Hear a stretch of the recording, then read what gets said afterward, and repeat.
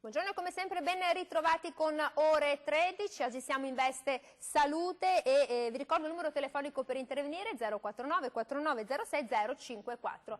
In questo venerdì un po' uggioso parliamo di qualcosa che riguarda tantissimi milioni di italiani, parliamo di reflusso gastrico e gastriti e chi non ce li ha di questi tempi già quando accende la televisione guarda i telegiornali e guarda i politici. E allora ci chiediamo cosa succede all'ULSS 5 Polesana, come curano, quali sono gli interventi, quali diagnostica per immagine mettono in atto. Ho il piacere di avere in studio con noi, ben ritrovato, al direttore sanitario dell'ULSS 5 Polesana, Edgardo Contato. Buongiorno.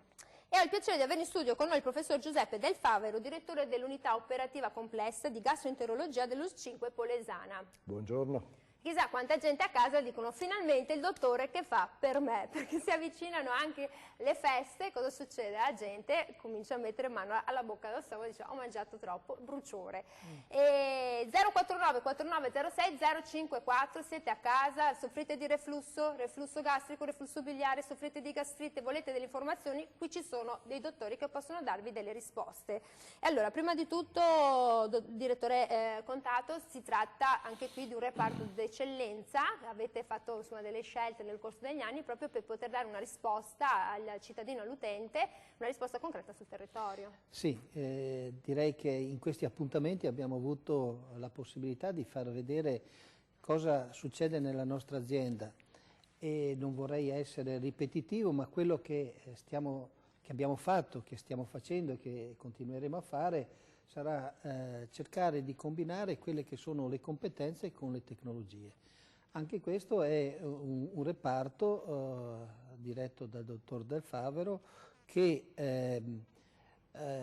pone, dove abbiamo posto in primo luogo l'alta professionalità, e qui va dato merito al dottor Del Favero che ha strutturato un'equipe estremamente capace, che sa mediare tra quelli che sono le alte competenze e anche la capacità di relazionare con l'utenza. E poi abbiamo cercato di dare a loro quelle tecnologie che servono per far bene il proprio mestiere. Infatti le volevo chiedere questo, perché si parla proprio di gastroenterologia digitalizzata, cioè proprio è un cambio di passo? Sì, oggi il mondo è tutto digitalizzato, tutto funziona tramite queste tecnologie e anche lì noi abbiamo messo a disposizione questi strumenti, in pratica questi endoscopi, che hanno la possibilità di raccogliere l'immagine e di riconvertirli su degli schermi che sono digitalizzati. A dire il vero stiamo lavorando con il dottor Del Favero che per metterle sempre più all'avanguardia, abbiamo qualche problema anche, però stiamo cercando di fare le cose al meglio. Siamo a un buon livello, però in settori come questi dove l'innovazione e la ricerca sono, diciamo, la parte migliore, quella che ti consente di stare e di dare i risultati migliori per l'utenza, anche qui noi stiamo lavorando insieme per poter dotare il reparto di strumentazioni sempre più all'avanguardia. Questi ci sono i buoni propositi del direttore sanitario Contato Ma direi che anche nel 2020 di aumentare e implementare il tutto. No, ma anche della Regione, perché certo, tutte queste dinamiche noi le stiamo portando avanti con la Regione e direi che in questi anni abbiamo fatto un enorme lavoro. Questo è un settore, ma abbiamo lavorato su tutto e qui va dato merito alla capacità di programmazione che la Regione in questi anni ha messo avanti, per cui pur in una situazione dove si parla di carenza di risorse, gli investimenti fatti sono significativi. E danno risultato. Sì, allora, sì, 049 4906 054, siete a casa, soffrite di reflusso, avete la gastrite, avete sempre bruciore di stomaco, allora qua ci sono i nostri esperti, anche perché, caro professor Del Favero, l'inibitore della pompa protonica, quindi insomma l'antireflusso, chiamiamolo così, è uno dei farmaci più venduti in Italia. Ne soffrono di reflusso 15 milioni, 18 milioni di italiani, cioè insomma tantissimo, ma qual è il problema? Poi il problema anche che uno va lì e dice farmaco quasi da banco e se lo fa dare, cioè quindi è anche mal curato perché c'è questo problema. Allora, è chiaro che il suo è un settore anche qui enorme perché bisogna identificare se è una gastrite, se è un reflusso, e allora di che cosa stiamo parlando se parliamo di reflusso? Sì. Allora parliamo di un disturbo molto frequente, come ha detto, e che vede un grande numero di pazienti che va prima dal medico di medicina generale e poi la punta dell'iceberg, i pazienti più difficili, vengono da noi perché non sono stati, non hanno visto risultati straordinari pur con questi buoni farmaci. Perché bisogna dire che da un lato questi farmaci hanno cambiato la vita a molte persone che stavano molto male con questo disturbo, mentre dall'altro canto c'è anche un abuso di questi farmaci perché vengono usati come le caramelle appena uno va a cena e ha un po' di bruciore di stomaco. Bisogna dire che può sembrare che la malattia da reflusso gastroesofageo sia un disturbo secondario, un po' di mal di stomaco, un po' di bruciore, ma ci sono studi fatti molti anni fa che ci dicono che la qualità di vita di questi pazienti, e ognuno di noi che ha avuto una notte di reflusso può dirlo, danno una qualità di vita peggiore di alcune malattie molto gravi come il Parkinson, per esempio, o l'angina pectoris, cioè la cardiopatia ischemica. Quindi si capisce perché questi pazienti cercano spesso lo specialista per cercare di risolvere i loro problemi. Senta, mentre parlavo mi è venuto in mente che è vero che il medico di medicina generale, insomma il medico di base è molto importante perché poi indirizza la persona, nonostante il trattamento, magari dal professionista, ma c'è anche l'otorino che vi viene molto incontro perché chi soffre di reflusso gastroesofageo, reflusso biliare comunque sia, ha dei problemi, giusto? Anche quel medico lì ve li indirizza. Certo, vorrei dire che ce li indirizza anche un po' troppo, nel senso che quando l'otorino trova una faringite, una laringite, il paziente si rivolge a lui perché ha mal di gola, oppure bruciore alla gola o alla lingua, e non trova nessuna causa evidente, dice sempre che è il reflusso. Poi in realtà questo è un argomento che è un campo minato, solo una piccola parte di questi pazienti hanno un vero e proprio reflusso, e una grossa parte di questi pazienti io li rimando dall'otorino, dagli altri miei colleghi, perché la terapia col reflusso non fa niente, non c'è evidenza che ci sia reflusso, ma ci sono molte altre cause, dalla sinusite, dall'inquinamento atmosferico, dal fumo e allergie di tipo respiratorio, per cui l'argomento è veramente molto molto complesso e qualche volta non si riesce neanche a riuscire a capire bene qual è la causa. Allora, questo avete capito, se avete delle domande 049 49 06 054, stiamo parlando di reflusso gastroesofageo, reflusso biliare, stiamo parlando di gastrite, di tutto ciò che insomma ci fa mettere la mano qui sulla bocca del stomaco e dire cavoli che bruciore, i medici direbbero che pirosi perché altrimenti bisogna anche essere un po' tecnici. E, senta, il problema, direttore contatto, è indirizzare il paziente e si parla del medico di famiglia e poi dello specialista e poi c'è questo tourbillon, no, di pazienti che cominciano a fare questo cammino e qui bisogna intervenire perché sì, è uno spreco di risorse, di energia e di farmaci. Sì, noi in questo scorcio d'anno abbiamo cercato proprio di prendere in considerazione questi aspetti, cioè il paziente, soprattutto i pazienti cronici, tendono ad essere trattati come una pallina da ping pong, da una parte e dall'altra.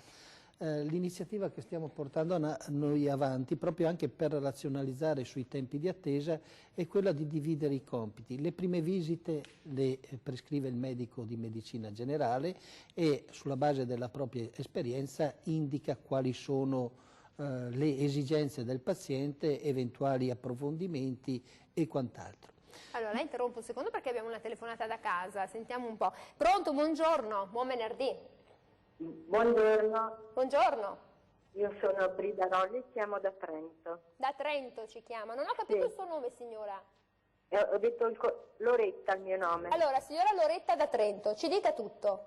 Ecco, io ho un'ernia iatale e soffro di reflusso da diversi anni e volevo chiedere al dottor Del Fabero se facendo un intervento, quindi mettendo a posto il miocardias, il reflusso potrebbe migliorare o sparire. Signora Loretta, quanti anni ha? 59. Giovane. Ok. Ah, un secondo, dottore, ha qualche domanda per la signora Loretta? No, mi basta questo le basta perché questo. Allora, scusi signora Loretta, riagganci pure che il professore le dà una risposta e ascolti bene. Allora, ricapitoliamo un secondo. La signora Loretta, 59 anni, soffre di ernia iatale, quindi vuole dire mi devo operare perché forse non ha dei benefici. Certo. Allora, intanto spieghiamo per il pubblico che cos'è l'ernia iatale. L'ernia iatale è lo scivolamento del fondo dello stomaco in torace, che fa in modo che una specie di valvolina che abbiamo che separa lo stomaco dall'esofago non funzioni più, per cui l'acido che dovrebbe stare nello stomaco torna in esofago, irrita l'esofago e dà il famoso bruciore retrosternale, la pirosi come la chiamiamo noi, qualche volta anche il rigurgito, cioè il ritorno di acido di alimenti in bocca, per esempio. Allora, il trattamento chirurgico lo riserviamo a casi molto selezionati, perché già molti anni fa i chirurghi americani che hanno cominciato a fare questo tipo di intervento hanno visto che dopo un certo numero di anni il 50-60% dei pazienti riprende nuovamente i farmaci, segno che l'intervento non è stato definitivo, ma c'è stato un cedimento delle strutture che tengono lo stomaco ancorato dentro all'addome e il reflusso è ripreso. Fra l'altro la signora è giovane, però noi vediamo questo tipo di intervento soprattutto nelle persone ancora più giovani, nelle persone che già a 25-30 anni hanno continuamente questi disturbi e hanno bisogno di quantità industriali, diciamo, di farmaco inibitore di pompa, per cui cerchiamo di risolvere, con il quale magari non è completamente controllato questo bruciore, e allora cerchiamo di dare una soluzione definitiva in modo che almeno per diversi anni possano risparmiare l'uso di questi farmaci. Quindi la signora Loretta cosa deve fare? Fare una visita nuova? Insomma, quello conviene sempre sentire il gastroenterologo e, come diceva il dottor Contato, anche il chirurgo, che devono lavorare insieme e valutare pro e contro dell'intervento chirurgico o del trattamento medico e poi decidere insieme di dare un consiglio.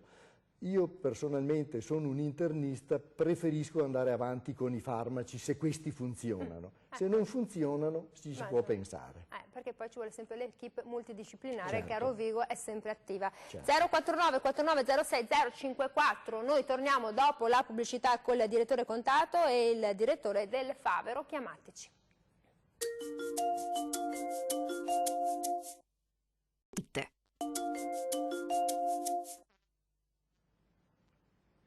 Eccoci qui, siamo tornati con la diretta 049 4906 054. Soffrite di gastrite, soffrite di reflusso, avete l'ernia iatale, volete delle informazioni, qui ci sono i nostri esperti. E allora stiamo parlando col direttore Contato proprio dell'importanza anche delle equipe multidisciplinari, ma soprattutto degli step giusti, perché abbiamo sentito questi poveri pazienti che hanno questo bruciore, questa pirosi allo stomaco, e allora prima gli danno l'antiacido, poi dopo provano a mandarlo da un altro specialista e sono veramente delle palline da flipper, da biliardo. No, il primo approccio deve essere naturalmente col medico di medicina generale, il quale gestisce il paziente sulla base di una conoscenza lunga e approfondita del paziente, è il suo medico di fiducia, quindi è in grado di inquadrare molto bene la situazione.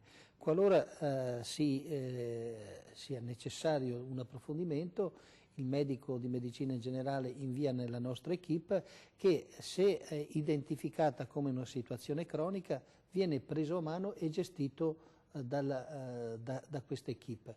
Per cui anche le visite di controllo, qualora ce ne fosse la necessità, il medico è il medico specialista che identifica le tempistiche giuste, e ultimamente come azienda noi stiamo programmando questo con tutto quel corredo di esami che servono, per cui il paziente non ha più il problema di dover cercare, deve fare l'esame del sangue, deve fare l'endoscopia, lo specialista di riferimento prescrive già tutta la filiera, in modo tale che al colloquio finale il paziente si presenta con tutto il corredo di esami e di approfondimenti necessari per poter aver soddisfatto le proprie esigenze. Quindi il dottor Del Favero, quando arriva il paziente, può lui autonomamente prescrivere gli esami senza passare poi dal medico di base, esatto. Ma li fa direttamente con il dottor Del Favero decide di vedere tra 6 mesi il paziente, in quel momento, quando decide di rivederlo, vengono già prescritti tutti quegli approfondimenti che il dottor Del Favero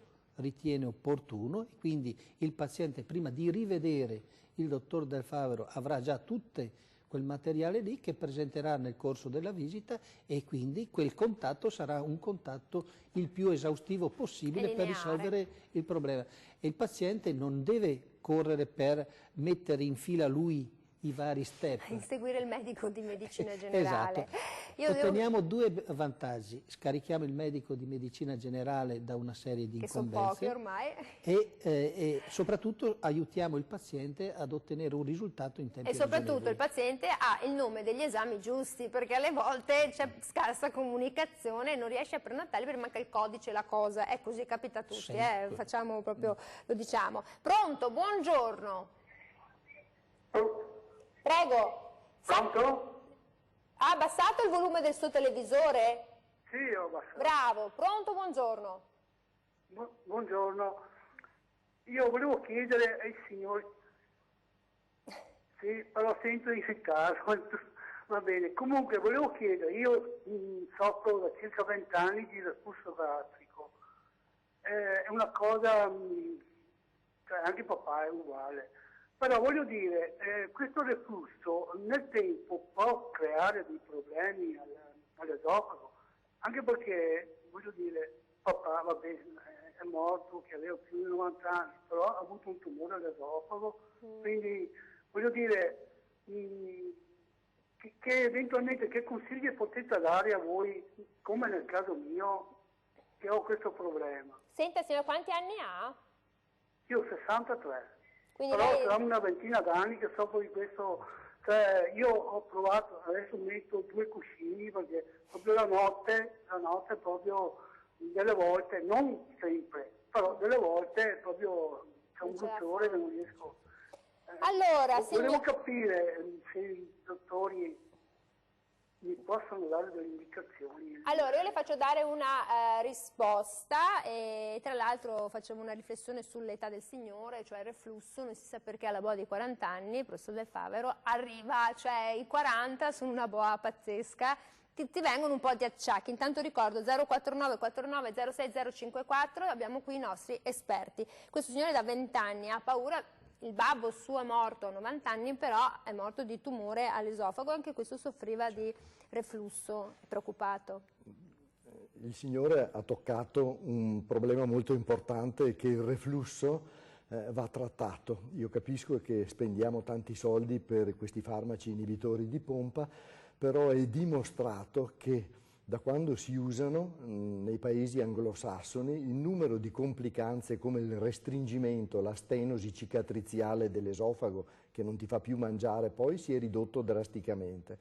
E inoltre è stato dimostrato ormai una decina di anni fa che più reflusso hai, più alta è l'incidenza del cancro dell'esofago. Quindi questo signore che ha 20 anni di reflusso è meglio che si curi con i farmaci piuttosto che magari risparmiare perché non vuole prendere farmaci e così via, perché ci sono anche delle complicanze del reflusso cronico. Quindi in chi ha veramente il reflusso va trattato in maniera adeguata. È che adesso io prendo una telefonata, le persone sono anche un po' preoccupate perché uno capisce che prende farmaci per 20 anni ad intervallo di tempo, chiaramente il pH anche cambia, quindi te lo dicono proprio i medici mentre ti danno la terapia, devi fare anche delle terapie scalare. No, ecco, la telefonata non c'è, la prendiamo dopo. 049 49 06 054. Quando è che posso parlare di reflusso? E sono sicuro che è reflusso. Proviamo la telefonata. Pronto? Pronto? Buongiorno. Signore, signora? No, vabbè, lo riprendiamo dopo. Quando è che posso dire ho il reflusso, professor Del Favero, non ho la gastrite? Certo, una domanda molto complessa, però in realtà si parte sempre dai sintomi, perché il bruciore retrosternale, gli americani lo chiamano heartburn, che vuol dire il cuore che brucia, perché è un bruciore retrosternale, e il rigurgito è l'altro sintomo, come ho detto prima, cioè l'acido, il mangiare che torna in bocca, sono i 2 indici più precisi per fare diagnosi di reflusso. Perché questo? Perché per esempio la gastroscopia mostra segni di reflusso, cioè le lesioni erosive che chiamiamo esofagite solo nel 30% delle persone che hanno il reflusso. E quindi i sintomi sono ancora il sistema migliore per capire se uno ha veramente reflusso. Quindi quell'abbassamento di voce, la interrompo un secondo perché abbiamo certo. la telefonata. 049 49 06 054, anche i miei colleghi, io li sento, la regia, hanno anche loro ogni tanto qualche reflusso, poi gli darà qualche indicazione, specialmente dopo la pizza. Certo. Pronto, buongiorno. Buongiorno. Prego. Sono Giancarlo da Treviso. Volevo chiedere cortesemente al dottor Del Fabbro. Io 2 anni fa sono stato operato di esofago gastroplastico per un tumore al cardias. Oggi prendo il prantoponzolo 40 mg al mattino e 40 la sera per tenere il discorso del reflusso. Quando vado in farmacia a prendere il reflusso oppure parli con la gente così, ti dicono ma porta il tumore, sti antigastrici anticipano l'Alzheimer. C'è qualcosa di vero su questo che mi dicono o posso continuare tranquillo a prendere il pantoprazolo? Ecco, allora, signor Giancarlo, intanto la ringrazio per la telefonata. Prende un dosaggio abbastanza importante, sì. 40-40 è tanto. Certo. E poi dice, ma non è che mi fa venire l'Alzheimer, perché sì. Ogni tanto ci sono queste certo. Cose, no? Vaccinazioni, non autismo. Certo. Allora, la prima cosa che vorrei sottolineare è che lui non ha più il cardias, non ha più quella valvoletta che gli separa lo stomaco dall'esofago, quindi ha un canale unico per cui l'acido gli torna indietro, per cui uno degli effetti avversi, diciamo, di questo tipo di intervento è che lo stomaco non è più separato dall'esofago e quindi lui probabilmente ha bisogno della doppia dose e se lo regola perché sente che solo con la doppia dose sta bene. Sul fatto che possano esserci degli effetti avversi di questi farmaci è stato scritto moltissimo e io però per carattere e per studi sono piuttosto rigoroso, voglio credere alle cose che vengono dimostrate.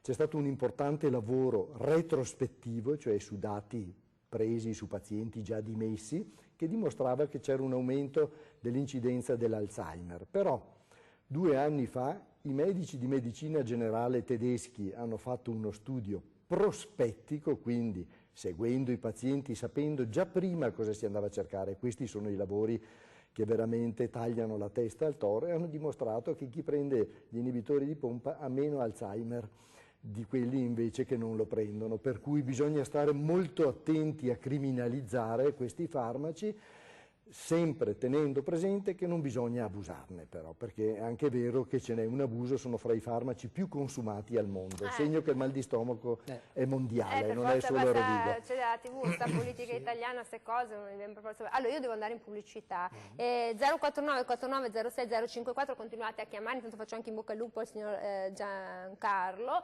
e avete qua i nostri dottori a disposizione e se volete telefonarci molto volentieri vi diamo una risposta. Torniamo dopo la pubblicità. Formazione.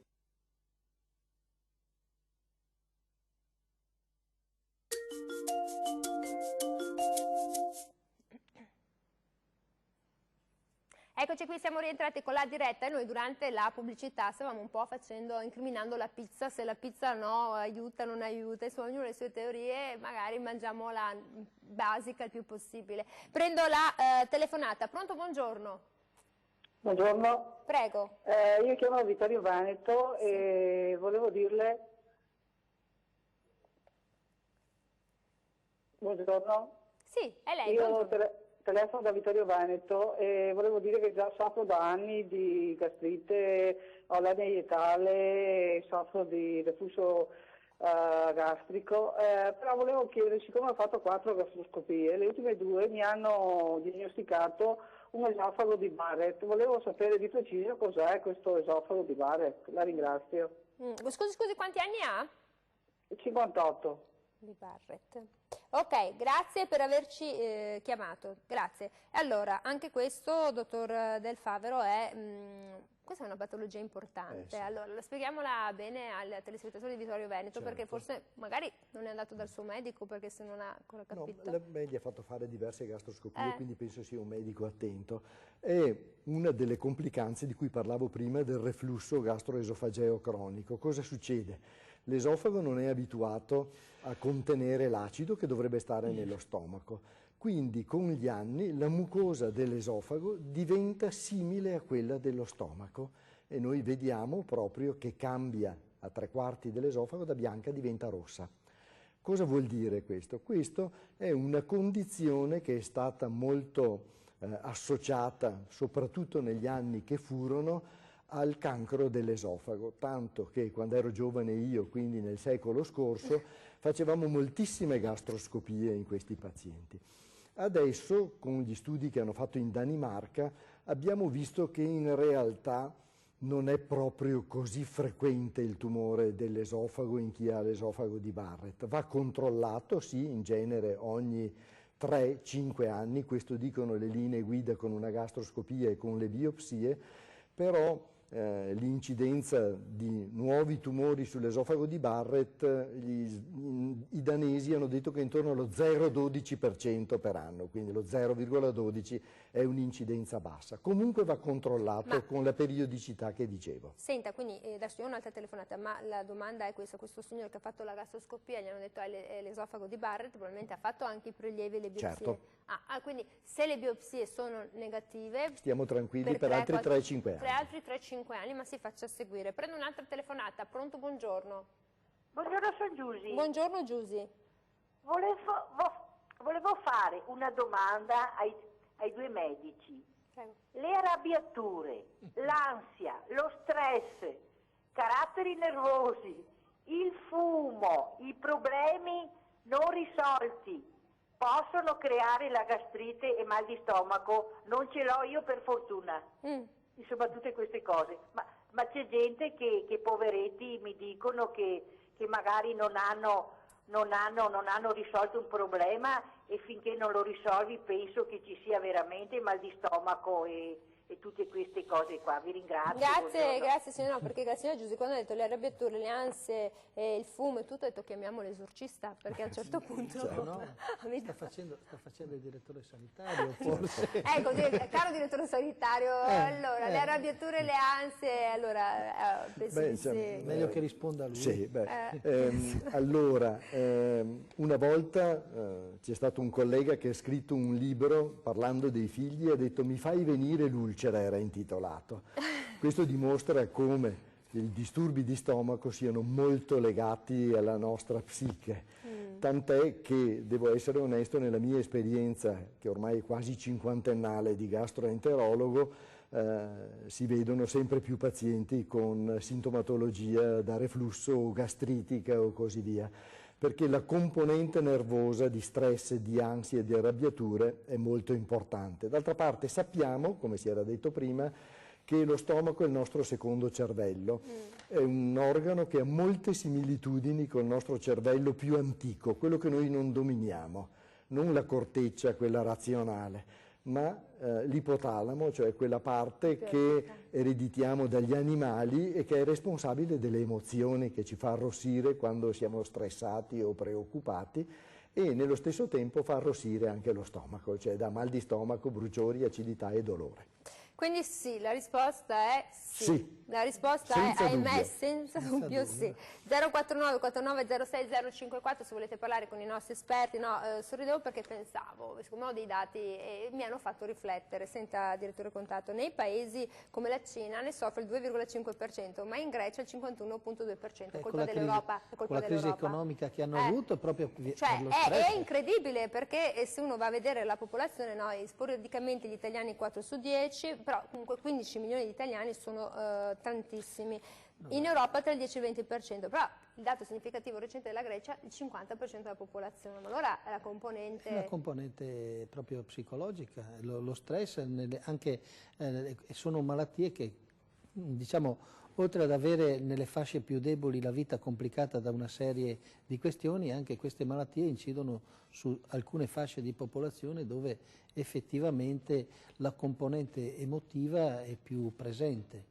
Perciò in questo caso può assumere la valenza di una malattia sociale, visto e considerata la crisi che ha attraversato quel popolo negli anni scorsi. Io auguro a questa popolazione grande che ha segnato la storia di risollevarsi e di risolvere prima i problemi economici e anche poi anche i problemi di salute. Questa troica non è che abbia fatto granché bene. Io devo prendere una telefonata, tra l'altro poi adesso i titoli di Stato italiani sono messi peggio di quelli della Grecia, quindi insomma da fare delle riflessioni, anche noi come società saremo molto bene tutti senza tanto inibitore della pompa protonica. Prendo la telefonata, pronto, buongiorno. Buongiorno. Prego. Mi chiamo Silvano e ho 72 anni. Buongiorno Silvano. Sì, mi è stata diagnosticata una gastrite autoimmune. Volevo sapere gli sviluppi, eventuali cure e altri rimedi per una cosa che non so neanche dove mi possa portare. Silvano, scusa un secondo, professore, ha bisogno di chiedere delle cose a Silvano? No. Il professore è deciso. Complimenti che avete preso un decisionista. Ma abbiamo detto che abbiamo preso il migliore. No, perché io lo vedo così, dice no, grazie. Cioè, perché di solito qualche dottore mi dice no, si aspetti che... Allora, signor Silvano, di 62 anni... che faccio il gastroenterologo. Diventerà anche il mio medico di fiducia. Allora, gastrite autoimmune. Io non ne ho quasi mai sentito parlare, è molto rara. Sì, è una patologia piuttosto rara. Io vengo dalla scuola padovana dove avevamo una delle casistiche più grandi nel mondo. Anche questa, come l'esofago di Barrett, è stata drammatizzata come patologia perché gli studi di molti decenni fa dicevano che c'era un aumento dell'insorgenza di tumori in questa patologia. È una patologia in cui il sistema immunitario, invece che colpire i batteri che ci sono nello stomaco, colpisce le cellule e le distrugge provocando l'atrofia gastrica. C'è sicuramente un aumento di incidenza dei tumori in questo tipo di patologia, però in realtà la casistica di Padova, che è una delle più grosse del mondo, ha dimostrato che la frequenza di nuovi tumori in questa gastrite è molto molto bassa, tanto che anche in questo caso, pur non essendoci delle direttive sicure su ogni quanto controllare lo stomaco per tenerlo sotto controllo e vedere se va verso questa deriva tumorale, si fa ogni 2-3 anni, insomma, e forse siamo anche troppo restrittivi, per cui non deve preoccuparsi assolutamente, basta che si faccia controllare da bravi gastroenterologi ed endoscopisti che gli fanno un po' di biopsie ogni 3 anni circa. Ogni 3, cioè se in questo momento il signor Silvano non ha riscontrato nessuna patologia o trasformazione di cellule, fra 2 anni... 2-3 anni conviene che si faccia una gastroscopia di controllo, così è tranquillo. Con prelievi? Certo, ci vogliono sempre i prelievi. La gastroscopia va sempre fatta con i prelievi perché è un completamento. In queste patologie assolutamente, perché la gastrite autoimmune si vede praticamente solo con l'esame istologico. Come la celiachia, sì, altre certo, cose. Brava, esattamente, è necessaria assolutamente. Allora, caro dottor Del Favro, io ho un'altra telefonata, oggi va così, perché ci avviciniamo anche ai tutti i pranzi, i cenoni, le cose, lo spumante, tutte così. Le bollicine. Tante bollicine. Prendiamo la telefonata, pronto? Buongiorno. Deve abbassare il televisore, signora, col telecomando il volume, se no torna indietro. Ok. Sì, buongiorno, sono Giovanna. Prego, Giovanna. Buongiorno, ho 32 anni e mi è venuta la tosse da reflusso gastroesofageo. Posso sapere più o meno perché viene fuori e come è il miglior modo per curarla? È giovane anche la signora Giovanna, lo diceva prima, vero professore? Molto giovane, sì. Allora, signora, sta già prendendo qualche farmaco? Sì, sto prendendo il lasopranzolo. Ok, quindi è già in cura. E il dosaggio glielo chiediamo? Sì, e anche come sta con l'asoprazolo. Come sta con che dosaggio prende se la cosa è migliorata? Allora, il lasopranzolo è da 30 mg È un po' migliorato, ho iniziato da domenica, però non vedo grandissimi risultati. Vabbè, come dice il mio medico di medicina generale, sono cose lunghe, signora, sì. Ci vuole tempo per vedere i risultati. Allora, la signora Giovanna è giovane, Sì, certo. questa tosse a reflusso è importante perché poi ti porta anche ad essere afono, la voce rocca, la tossetta. Ecco. Allora, devo dire più o meno quello che ho già detto quando lei mi ha fatto la domanda sulla laringite e sui disturbi otorino-laringoiatrici. Questi vengono chiamati la tosse stessa e la bronchite cronica che ne deriva, sono i cosiddetti disturbi atipici della malattia da reflusso gastroesofageo.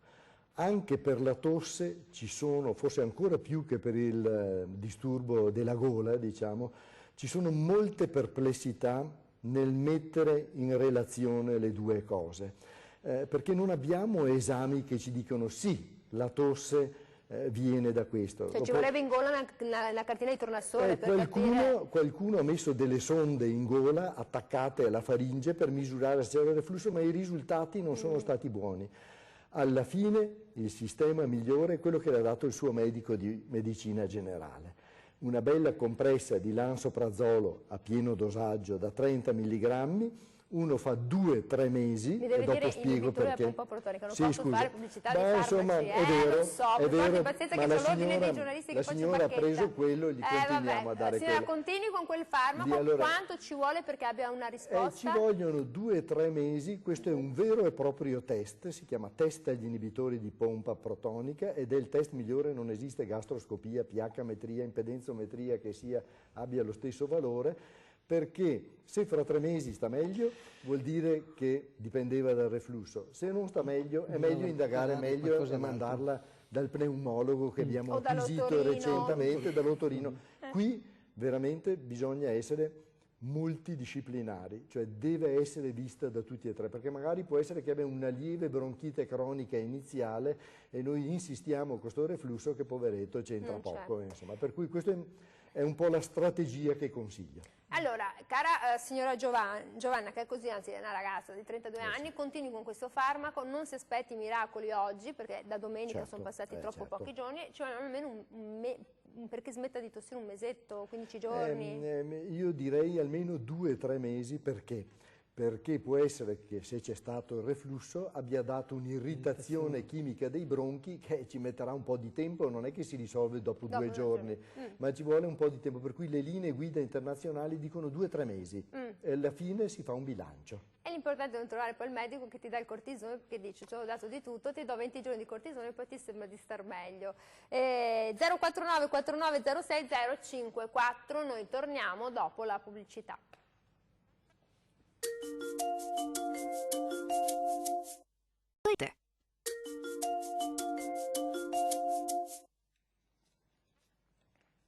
Eccoci qui, siamo tornati in diretta 049 4906 054, se volete porre delle domande ai nostri esperti, ai nostri medici. Siamo con il direttore Edgardo Contatto, direttore sanitario dell'ULSS 5 Polesana, e con il professor Giuseppe Del Favero, direttore dell'unità operativa complessa di gastroenterologia dell'ULSS 5 Polesana. Quindi chiamate, troverete una risposta, poi lui è così serafico, mamma mia, mi fa impressione. Complimenti perché avete fatto anche il bingo in questo senso. Allora, dalle telefonate che abbiamo, io posso anche, direttore Contatto, osservare ciò.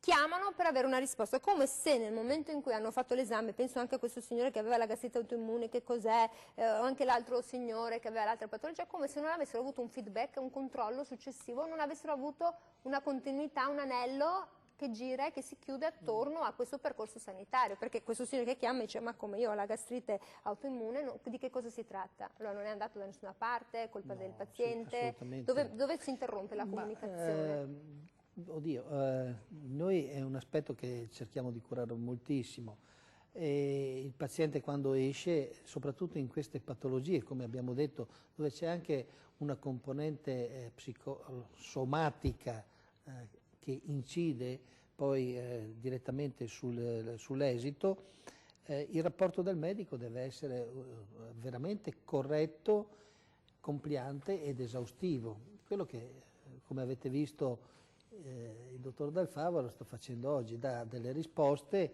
cerca di darle in maniera esaustiva, corretta, dando al paziente tutte quelle che sono le informazioni utili per gestire con la dovuta tranquillità il proprio problema.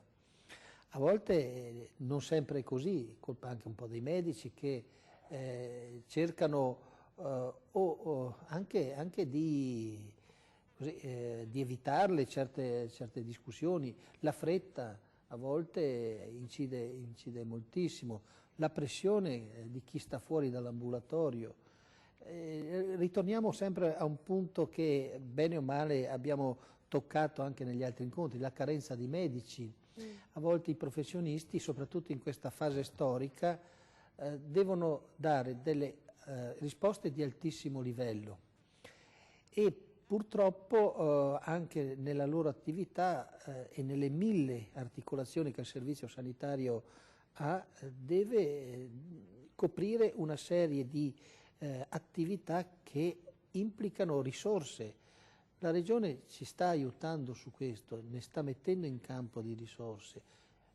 Mi verrebbe da dire i soldi per i medici ci sono, purtroppo non ci sono i medici sui quali investire. Questo è un errore dell'università perché Questo, il numero chiuso crea danni spesso. I discorsi che facevamo anche mentre venivamo qui con il dottor Dal Favaro erano proprio di questa natura, cioè come facciamo, come riusciamo ad avere i medici, anche perché oggi il gioco è quello di portarselo via da un'USL all'altra e dopo qui conta anche la capacità. Voi avete molto appeal, perché voglio dire, ultimamente avete fatto man bassa. Sì, abbiamo fatto dei buoni investimenti, abbiamo anche una regione vicina, l'Emilia Romagna, sulla quale abbiamo attinto abbastanto. Non lo ditelo alle sardine perché sennò potrebbero poi venire a protestare ma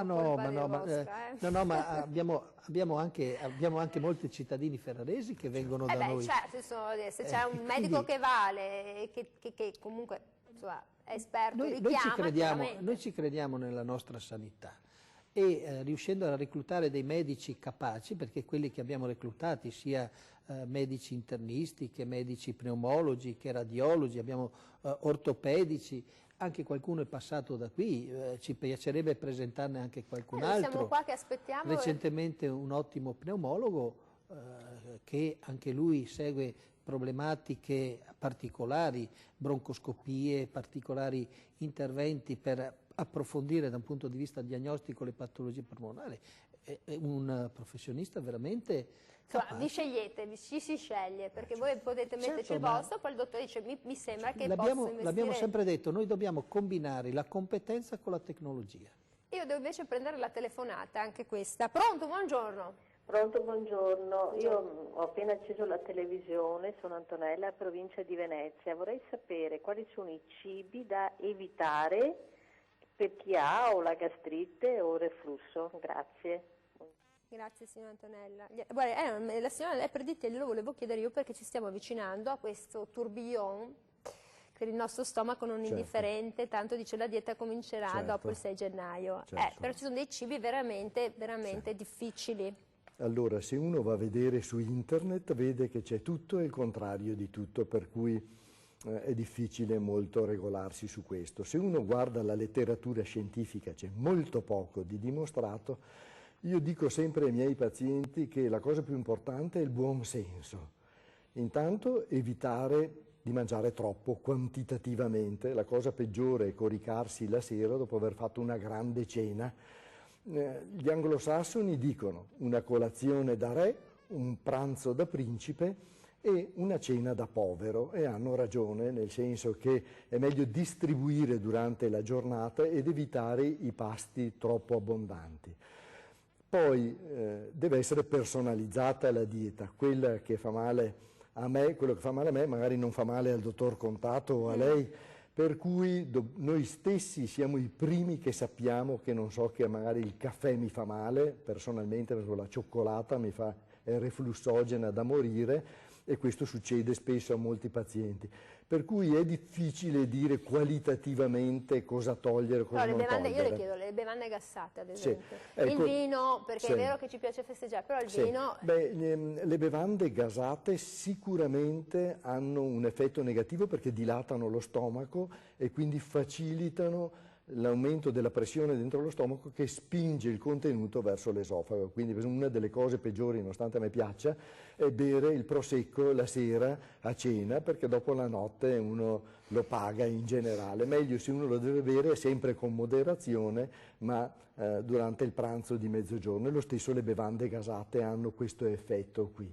Il caffè preso in eccesso, e prima mi era sfuggito perché si era parlato, il fumo sicuramente è una delle poche cose che è dimostrato che fa male per chi ha i disturbi di stomaco, sia gastrite, reflusso, eccetera. Quindi il fumo va assolutamente abolito, perché aumenta la secrezione acida, favorisce il reflusso, da un sacco di disturbi, insomma, e sarà contento anche il pneumologo se lo togliamo. Bene, no, allora io devo quasi chiudere. Senta, ma ci sono delle combinate, devo chiudere, pomodoro, Sì. mozzarella?